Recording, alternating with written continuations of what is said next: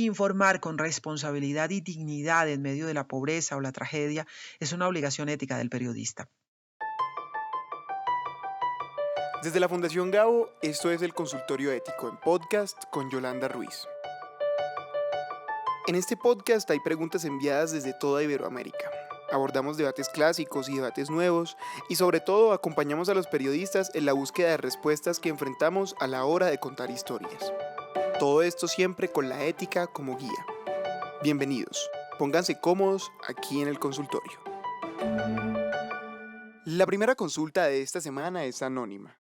Quisiera empezar contándoles que cada vez es más frecuente que personas en comunidades en Cusco se quejen de malas prácticas por parte de los fotógrafos que vienen.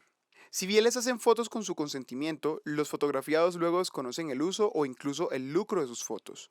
O, peor aún, desconocen cuándo y cómo serán presentados en los medios. Por ejemplo, si se usaran etiquetas que ellos no consideren que los representan como identidad o porque simplemente los generalizarán como comunidades indígenas sin nombres ni apellidos.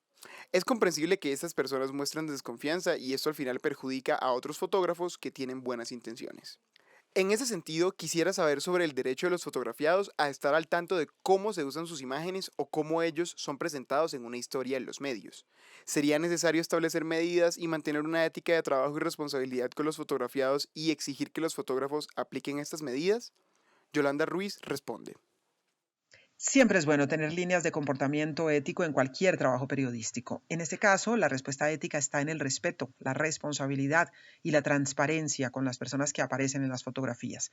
Cuando hablamos de las comunidades indígenas hay mucho fondo y lo que no puede pasar desde el punto de vista ético es que estas comunidades se conviertan en, comillas, decorados de la información, como si fueran un objeto de un trabajo periodístico y no sujetos de derechos. De ahí la importancia de reconocer con claridad la identidad a quienes por años y siglos han sido discriminados, ignorados y silenciados. A veces en los reportajes gráficos se reproducen algunos estereotipos que ayudan a mantener una mirada sesgada y discriminatoria de las comunidades. En otras oportunidades se refleja un concepto idealizado y perfecto que también desconoce una realidad atravesada por múltiples matices. Por esa razón, hay preocupación en las comunidades y hay sentido en que tengan esa preocupación sobre el uso que puede darse a sus imágenes. Lo que procede entonces siempre es el respeto y el trato digno a la imagen de cada persona. Cuando hablamos de transparencia, se trata de ser muy claros desde el principio sobre el sentido y el objetivo de las imágenes, para qué son, cómo se van a usar, en qué contexto. Todo discutirlo partiendo de las diferencias que pueden existir desde el punto de vista cultural y de lenguaje. Es decir, que todos estemos seguros de haber entendido lo que se va a hacer, cómo se va a hacer y para qué. Y luego, por supuesto, cumplir lo acordado con la comunidad. También nos corresponde entender y respetar cuando nos plantean desde su mirada cultural la necesidad de cumplir con requisitos, permisos o tradiciones antes de captar las imágenes. Tampoco se nos puede olvidar que las personas son dueñas de su imagen. Con alguna frecuencia puede haber cruce de derechos cuando alguien quiere publicar una fotografía y la persona que aparece no quiere que se haga por cualquier razón. Prima el interés público derivado de una imagen que contiene información de interés colectivo o prima el derecho a la intimidad de las personas. Cada caso tendrá su respuesta. Y en materia de pago, el debate está abierto. Algunos consideran que si el objetivo de la fotografía es el lucro, debería haber una compensación a las comunidades. Otros temen que eso abra la puerta a una comercialización de información que puede ser de interés público y colectivo. Lo cierto es que varios reporteros gráficos consultados para esta respuesta coinciden en la necesidad de actuar con respeto, responsabilidad y claridad cuando se llega a las comunidades indígenas. Rescato una frase de Jesús Abad Colorado, un destacado reportero gráfico colombiano, quien dice: siempre hay que mirar al otro a los ojos de manera horizontal, como igual, con respeto y buscando relatar su historia con dignidad. Recomiendo a los interesados en ahondar sobre el tema buscar en los archivos del consultorio ético la relatoría del taller Representación de lo indígena en el periodismo y los medios de enero del año 2021. La segunda consulta de esta semana llega a nombre de Agustín Gliota, desde Córdoba, Argentina. Agustín dice: Recientemente me egresé de periodismo y es difícil encontrar trabajo en una redacción. Por eso mi consulta al consultorio ético es si es válido iniciar haciendo periodismo freelance en redes sociales con el propósito de mostrar mis habilidades como comunicador y periodista sin perder la mirada puesta en la ética y el buen ejercicio de la profesión. También quería consultar si puede el periodista trabajar de manera individual y si con esta modalidad de trabajo corre el riesgo de caer en un ejercicio liviano del periodismo. Por supuesto que el periodista puede trabajar de manera individual y la reportería freelance es muy extendida. Son muchos los colegas que prestan sus servicios individuales a distintos medios. Y si se habla de redes sociales, no solamente es válido hacer periodismo desde ellas, sino que hoy es difícil encontrar periodismo que no tenga de alguna manera un componente digital o de redes. No se trata de hacer periodismo liviano porque la calidad no la marcan las herramientas, sino los contenidos. Se puede hacer buen periodismo en un video de 1 minuto en una red o en un proyecto de media hora en radio o televisión. En los dos casos también se puede hacer mal periodismo. Las bases del buen periodismo vienen de la mano de la confirmación y verificación de datos, el contraste de fuentes, la rigurosidad y responsabilidad al informar. Desde el punto de vista ético, eso nos debe iluminar nuestro camino en todos los espacios en donde nos desempeñemos como periodistas, sea en un gran medio, en uno alternativo, una red social, en trabajo colectivo o individual. Ahora bien, ha venido ocurriendo con alguna frecuencia que en la búsqueda de clics y de likes en las redes sociales, algunos colegas van dejando en el camino las buenas prácticas del oficio y se olvidan del sentido último de nuestro trabajo, con lo cual se pierde la vocación de servicio público y efectivamente se puede banalizar o trivializar lo que hacemos. Sin embargo, reitero que el problema no es el medio o la herramienta que nos sirve para publicar el contenido, sino la calidad del contenido mismo. No es un camino fácil hacer un emprendimiento individual en el mar que es Internet, pero es una aventura a la que se lanzan muchos colegas. Si hay algo importante y sólido para decir o publicar, siempre habrá alguien que lo quiera ver o escuchar.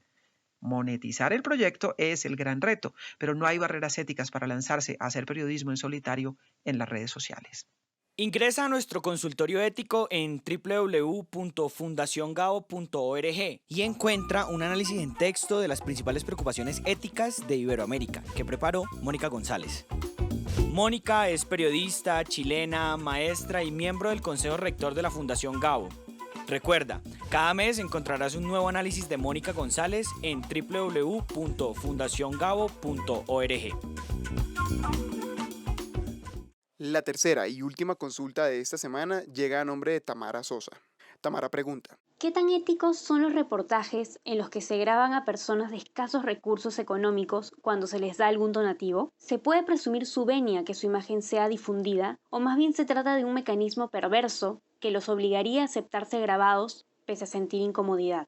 En cualquier reportaje que tenga que ver con las dificultades que atraviesan los seres humanos, lo primero siempre es el respeto. Informar con responsabilidad y dignidad en medio de la pobreza o la tragedia es una obligación ética del periodista. Por eso siempre hay que contar con la decisión de las personas y lo que ellas quieran contar y hasta dónde quieran mostrar en términos de imagen. Es mejor no asumir o presumir que la persona quiere aparecer en un video y preguntar si quiere hablar o aparecer en imagen. Para el periodista, lo recomendable cuando está frente a personas que están en situación vulnerable es siempre mirarlos como iguales, como seres humanos y tratar de ponernos en sus zapatos, porque eso nos ayuda a tener empatía y a hacer nuestro trabajo con mayor respeto y dignidad. Bajo ninguna circunstancia se pueden usar las dificultades de una persona con un fin distinto al servicio público que nos corresponde. En ese sentido, si grabar a una persona recibiendo una ayuda puede vulnerar su dignidad, es mejor no hacerlo. Si la persona considera que esa imagen puede servir para visibilizar las dificultades sociales de la comunidad y lo autoriza, lo podemos hacer. Por eso rescato de los archivos del consultorio una respuesta sobre una consulta similar. La imagen adquiere la corrección o incorrección con que el periodista quiera manejarla, es decir, deriva su legitimidad del respeto al otro con que es producida y reproducida. Un ánimo de servicio al otro o de explotación comercial del otro son las señales de lo ético o de lo antiético de la publicación. El consultorio ético es un espacio en línea creado por la Fundación Gao en el año 2000, que brinda orientación a periodistas, reporteros, editores, profesores y estudiantes de periodismo en Iberoamérica. Este es un proyecto de la Fundación Gao en alianza con los grupos Sura y Bancolombia con sus filiales en América Latina. 2000 preguntas han sido respondidas para reflexionar de manera abierta sobre los valores del periodismo y sobre los dilemas éticos a la hora de investigar, contar, distribuir y crear historias. Porque como decía Gabriel García Márquez, la ética no es una condición ocasional, sino que debe acompañar siempre al periodismo, como el zumbido al moscardón. Coordinación editorial, Fundación Gao. Producción, Cartagena Federal.